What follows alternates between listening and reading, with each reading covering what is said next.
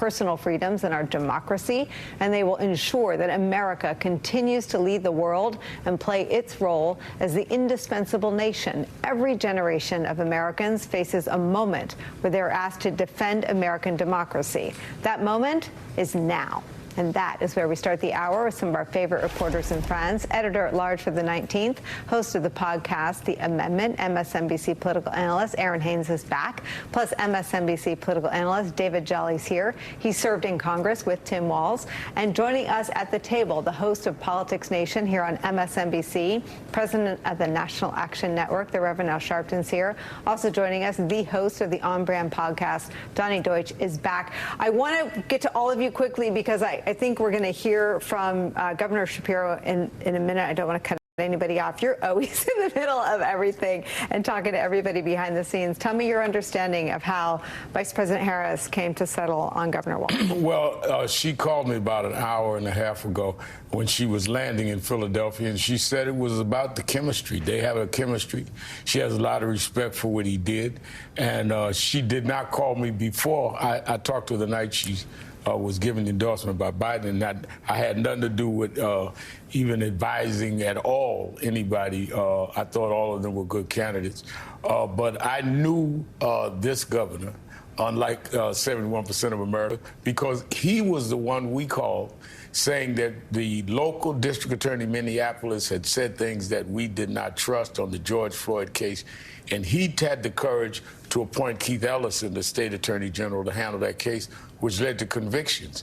And during the trial, there was a police killing not far from there in Dante Wright. Mm-hmm. He literally came to the funeral, Governor Wallace. Mm-hmm. So I knew him, and I shared this with the vice president. Mm-hmm. I knew him from that as somebody, here's a Midwestern guy, conservative. He's no radical by any stretch of the imagination, but that had the sensitivity to stand there and denounce. He says there's too much racism in these police shootings. So I knew him from that, and he called me a week ago. I've not talked to him since he got the appointment, but I talked to her tonight, and she said it was about the chemistry. I will say this. I disagree with some of the things in terms of how Gaza's treated and all, but I think there were a lot of signs of anti-Semitism in how Shapiro was attacked, because he stood up against Netanyahu. If we're going to disagree with somebody, let's be fair and clear about it. You don't have to support them, but don't distort them.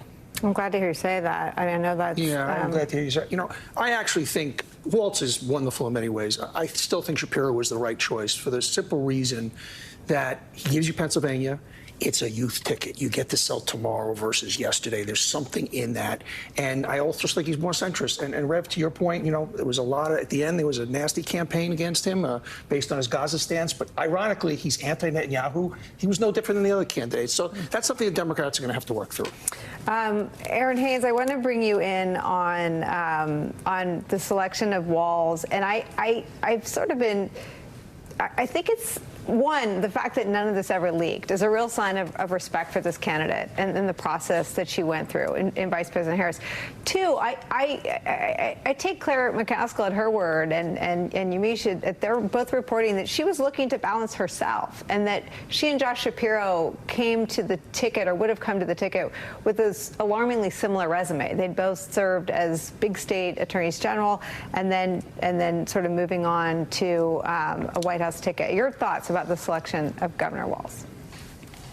Yeah, Nicole, and also, I mean, Governor Shapiro, a rising star in the party. Governor Wallace does not seem to be somebody that has, you know, higher ambitions. He seems to be somebody that you know, wants to support Vice President Harris as the Democratic nominee for president and to be a loyal governing partner to her should this ticket be elected. And so I think that was certainly a priority for her. Look, this is not somebody who was initially at the top of the vice presidential sweepstakes, right? Like, this is not who we were talking about. We were talking about a Mark Kelly. We were talking about Josh Shapiro. We were talking about other candidates, and yet his candidacy surges with all those television appearances, the podcast appearances. He hones that message of, you know, calling Republicans weird.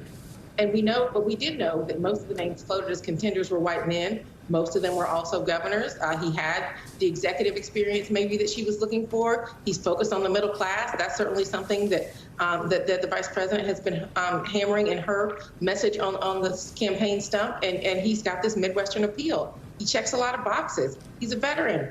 like you said, high school social studies teacher, football coach. He's a hunter, translation, gun owner. So, I mean, and the chemistry really, again, and just the personality that came through that clip you showed. I mean, he wants to make Thanksgiving great again. Like, that is something that probably resonates with a lot of Americans. Yes, me too. I want to ask you, David Jelly, about this chemistry piece. I don't know that I appreciated how much love President Joe Biden and Vice President Kamala Harris had for one another until we got to listen in to the two of them when she first went to the Wilmington campaign headquarters the first day that she was the candidate, and President Biden called in. He was home quarantining ostensibly with COVID, and he listened in. He said, you know, I love you, kid. She said, I love you. I mean, I think she was hungry to sort of have someone with whom she could build that kind of affection and bond. And I wonder your thoughts on all the reporting about their chemistry.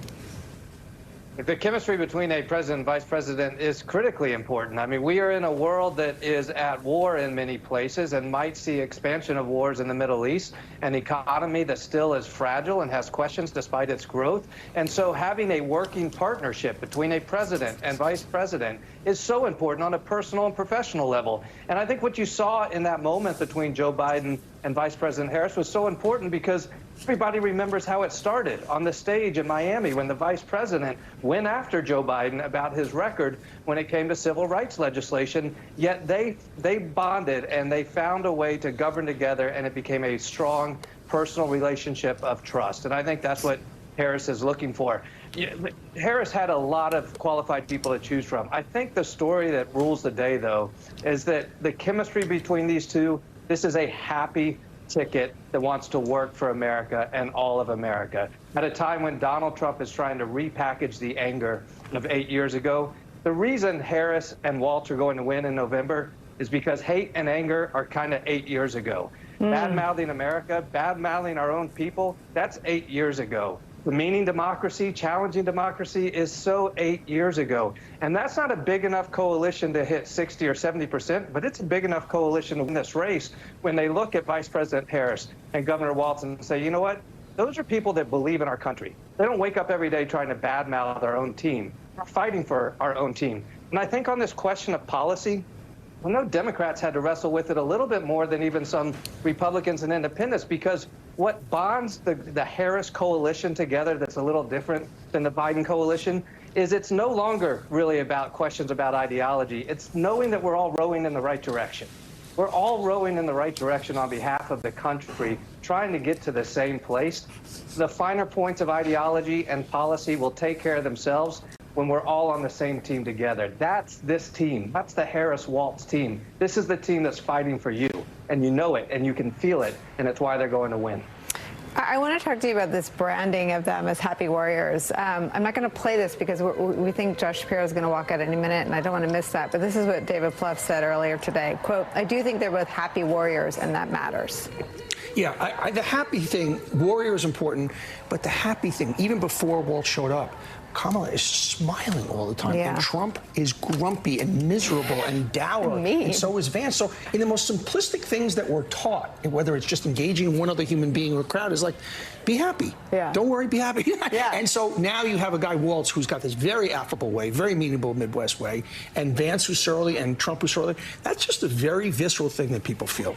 I think that's right, and it's contagious. I mean, I've heard from so many people just anecdotally who don't necessarily watch this show or follow politics that say, is it safe to exhale? I'm like, I think so. No, and I found her even in private moments. I've known her many years. She is genuinely just a happy kind of person.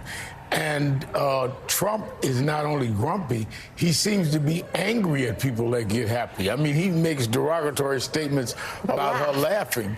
I mean, why are you mad with somebody that can laugh while they're doing their job? So I think that it's good to have someone leading the country that can give us a little kind of ease and get back to where, yes, we're facing challenges, but we don't have to be so burdened down internally. Let's have a spirit of happiness to return this country to where it needs to be. I do think, too, Donnie, she's cracked the code, and he has as well. I mean, they use the word Walls. I played a long mash. I'm going to interrupt it may be myself that I interrupt. I feel like Donald Trump now talking about myself in third person. But he talks about shrinking Trump. shrinkage. I mean, there's no better way.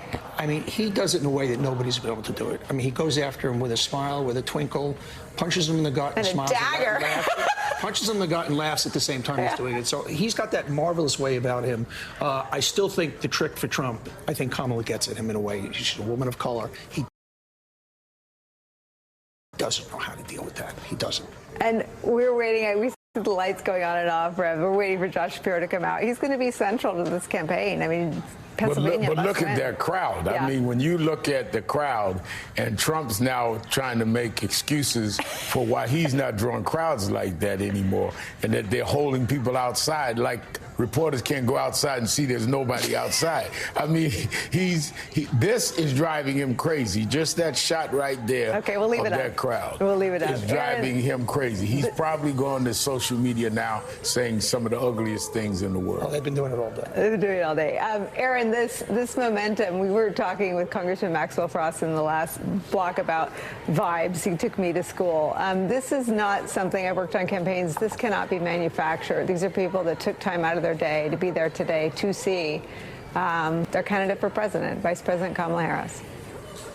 Yeah, and those vibes in Philly sound like the vibes that I saw in Atlanta just last week when she was at the rally here. I mean, these people, the doors opened for hours. They had the same level of enthusiasm, and then, you know, it reaches a fever pitch by the time you get the candidate on stage. So I think that that's probably what you're going to see today in Philadelphia. She's got momentum headed into week 3 now with this vice presidential pick. And if I could just say one more thing on the Happy Warrior thing, this is also probably going to go a long way to the other thing that I know they want to do, which is to reunite the country, right? I mean, that happy attitude, these two, you know, together on this ticket and together governing are also about the business of trying to bring this country back together, and just the way that Governor Wallace even talks about what that's going to take, the empathy that that's going to take, and his commitment to that, I'm sure probably was also a big selling point for him as well. I mean, David Jolly, if someone could crack the code on that, I mean, the comments about Thanksgiving, they're sort of said in jest, but there are a lot of families that are divided about election denialism, about the lies that have been peddled to the 30–40% of the country for 8 years now. It is truly aspirational to want to bring the whole country together. It's aspirational, it's inspirational, and Waltz and Harris bring the receipts. And you saw that in Waltz's exchange with Tapper last week, which I think caught everybody's attention. This is somebody who didn't say, okay, let's argue about the left-right paradigm in ideology. Let's talk about working for families and children and elderly people in the workforce and increasing wages and providing for the happiness index. This was somebody delivering results, and that's what Kamala Harris can run on as well as a result of her service with President Joe Biden. And that's where a contrast really does matter. Yes, a happy warrior, but a happy warrior for what? Because Donald Trump demeans the country every day, and Waltz and Harris are saying, look, under Vice President Harris's leadership, we're going to deliver real results. But there is also that ethos that people just see. Our own daughter, who now knows who Joe Biden is, the president, started asking, who's that woman? Who's Kamala Harris? My wife said she might be the next president of the United States. And at 5 years old, my daughter said, I'm on her team. I'm on her team. She's 5. She didn't know why, but she saw in herself something that said, I want to be on her team.